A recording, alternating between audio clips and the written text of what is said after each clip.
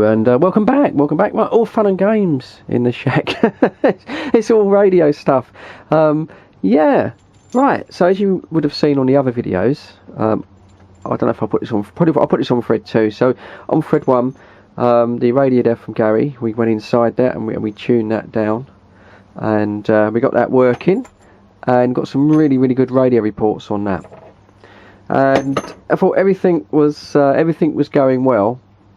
And then we've got another issue now, and this is kind of connected and kind of not. And the trouble is, when you've got something new, you know, like you've got a radio and you may have had an issue with it, it's a bit like a car, isn't it? If you've had something replaced on a car, you sort of tend to keep wanting to blame the radio straight away.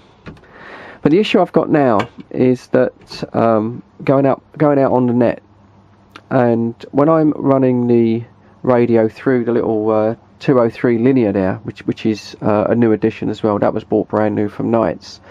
But when I'm running the radio through the 203, my audio becomes distorted. The signal kind of becomes unreadable, which is a bit odd. But when I switch the 203 off and just run straight out of the back of the radio there, which is about 10 watts, it clears up. So there's obviously some problem when I'm running the 203 linear.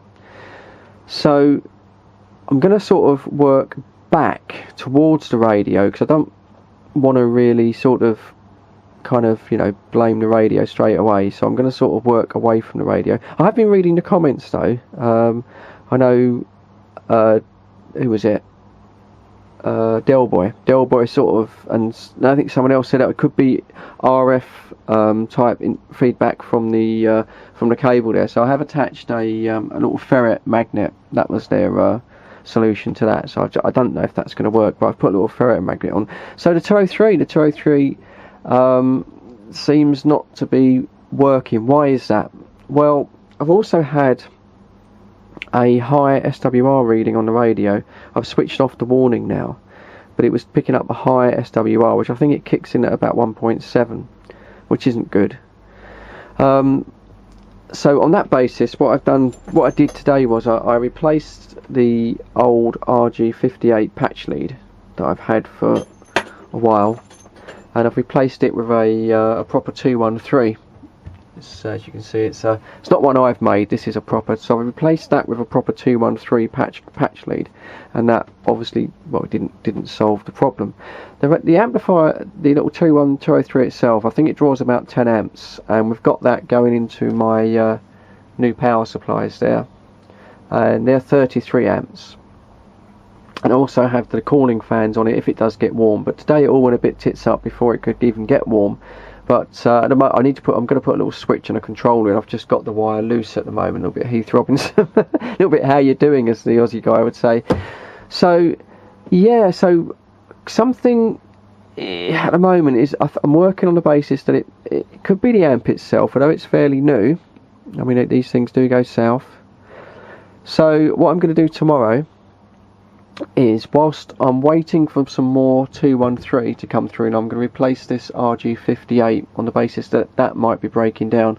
But what I have done, introduced into the shack recently, was this sort of rather cheap switch box, because it had 3 outputs and it also had a offsetting. So that's fairly new, and that might be the reason that my SWR has gone up. I've seen some pretty crap reviews on these. They reckon they use, someone took it apart and they reckon it used sort of like household kind of wire, if you like. So that is a little bit suspicious. So what I'm doing for the net tomorrow is, you can see I've bypassed that straight to the Antron 99. And also, when I was getting bad reports on the radio, we had Richard up in Cambridge, and I wanted to sort of keep contact with him because that was quite a long QSO. So I switched this to the shack setting, which was up in the shack with the Yaesu and the Mini 8 there, and it didn't work. And I went up there, I had no signal, and I had to come down and give this a bit of a twiddle. So yeah, so we're gonna take that out of the equation tomorrow, and then I'll get another report on the net, and we'll see how we go. I'll try and see if I can set the camera up and take a bit of audio.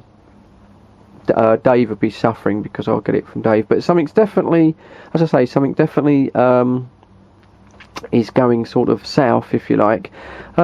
Microphone, well, that's fairly new as well. That KPO microphone. I mean, it could be that. I've got the standard microphone that I can sort of plug into the radio to check. But yeah, there you go. So these issues, and it is frustrating, I must admit. But it's forcing me to gradually update the little shed shack. You know, it's been a bit neglected, but new power supplies, new coax, and maybe get a better switcher. Maybe that switcher was only about 10 quid. I thought it was a bit cheap, but some people said it was okay. But anyway, so I'll put this up on Thread 2, let you know how I'm getting on, and I'll try and if I get a chance to get on the radio tomorrow. I'll try and shoot some video and just change one thing at a time and sort of work back towards the most expensive bits, which will be the 203. If the 203 has failed, yeah, you can't really send them back because, you know, people overdrive them. I don't think I've overdriven it. I've been quite cautious. Or maybe maybe there is still a problem with the radio or even the microphone. It's a nice radio actually. I'm really getting on quite well with the 6900. It's got a very nice receive on it. You know, it's sort of working pretty good with my hearing as well.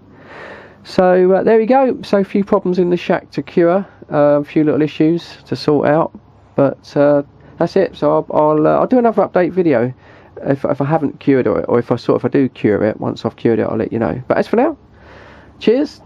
Thanks very much. Hope everyone's okay. Stay safe, and catch you on the next one.